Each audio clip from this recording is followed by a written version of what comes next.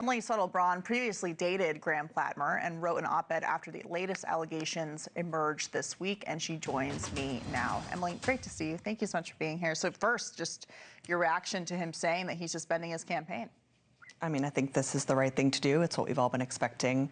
And so glad to see it's finally happened. What do you make of him saying this isn't because of the allegations? There have been multiple of them, not just the one made by Jennifer this week of rape, but also allegations of physical abuse in a relationship with Lindsay Fifield. That reporting was in the New York Times, although there are lots of questions about how they did that reporting before the primary. What do you make of him saying this isn't about the allegations, but about the Democratic Party and all of the funding mechanisms, saying we're no longer going to move forward with him as a candidate? Well, I think that's a really disappointing response. I think most women out there would say that that's a very disappointing response, and I'm sure that in particular the women that have come forward believe that that's a very disappointing response. Ultimately, I think there was no way forward for this campaign, and clearly this candidate is not willing to take accountability for what has gone on. What do you make of the folks in the Democratic Party, big backers like Ro Khanna, for example, who continued to say they backed his candidacy, even though there were other allegations previous to the allegation that came out this week? And now they have obviously this week pulled their endorsements. But how do they reconcile that, given that, you know, they didn't believe the first woman who was accusing him of certain things that were corroborated by friends, family members, et cetera.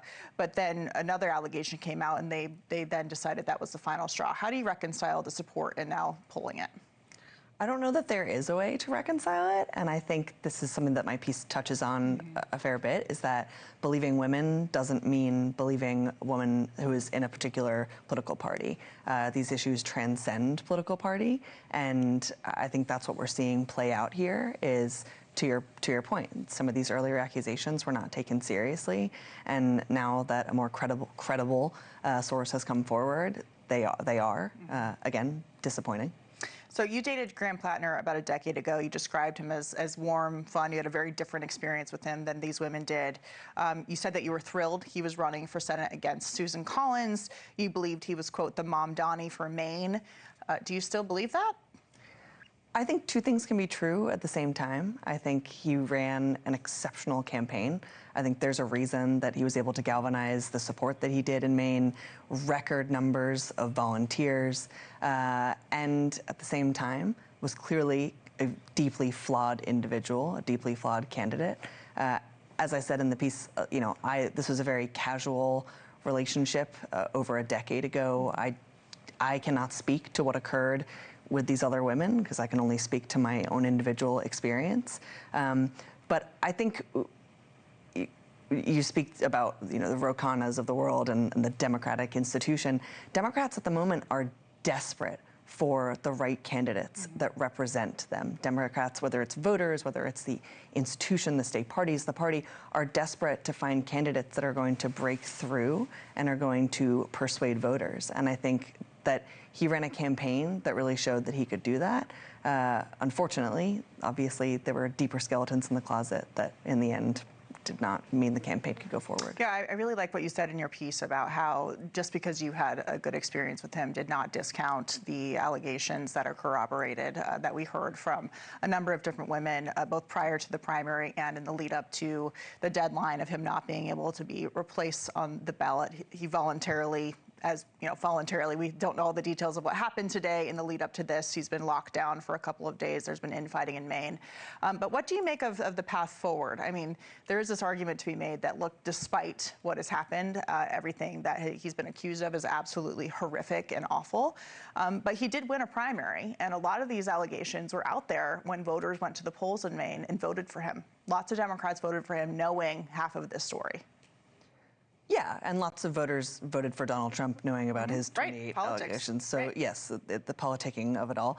I think that this speaks to progressive values and the fact that Maine clearly has indicated that they want a progressive candidate. It's why Janet Mills wasn't really a viable candidate from the start. In terms of a path forward, I can't speak to who the replacement candidate will be. There's a lot of great names that are being floated, but ultimately we're going to need to listen to the voters of Maine and choose the type of candidate that they want to represent them. And I think that's what makes this really sad, is that there's a lot of people in the state. Maine is a very tight-knit community that are really grieving the loss of this candidate. They feel duped. They feel like something was taken from them. And the Democratic Party is going to have a real job ahead of them to try and make that right. Do they feel duped? I mean, there is an argument to be made that they were perfectly fine with a lot of this when he was polling well against Susan Collins, and then right up against the deadline, his polling goes down. You have another allegation that is similar, although worse than previous allegations, and now all of a sudden they want to get him out of the race. I mean, it seemed like they were fine with a lot of the problems of his candidacy up until the very end. I think that's a little bit convenient. I mean, I would agree that there's definitely been a level of comfort with some of the earlier. I mean, he had a Nazi tattoo. He was on this app called Kick that is notorious for the sex trafficking of underage girls. There were the allegations that he had been physically abusive to other women. There were, of course, he proclaimed he was an oyster farmer and that's how he made his living. He doesn't do it; it's a hobby for him, and we knew all of that. So it's interesting to see that Democrats all of a sudden changed their mind when the polling went south. Again, I think that's a little bit convenient. I do think that these are two very different issues that we're looking at. Like, these are serious allegations of rape. I think the Nazi tattoo, these other. Did he have the tattoo when you dated him? I actually couldn't tell you. Like, we both have and had tattoos. Whether or not he had that tattoo, I don't know. There was a lot of drinking involved.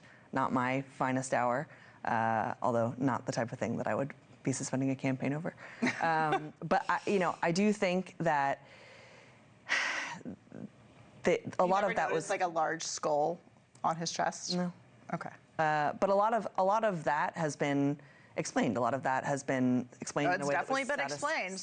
Whether it was truthful or not is a different story. Sure, and I would agree with that. But it's been explained in a way that was clearly satisfactory to voters, or he wouldn't have had the primary win that he had. Yeah, well, it's interesting. The Democratic Party is far too tolerant of Nazi memorabilia, especially tattooed on someone's bodies, after they accused Republicans of being Nazis for years. But that's a discussion for another time. Emily, great to see you. Thank you for taking the time to come in to talk about this. It's breaking news. Thank you very much. Thank you for watching. Subscribe below and download our NewsNation app right now on your phone, and you will get fact-based, unbiased news for all Americans.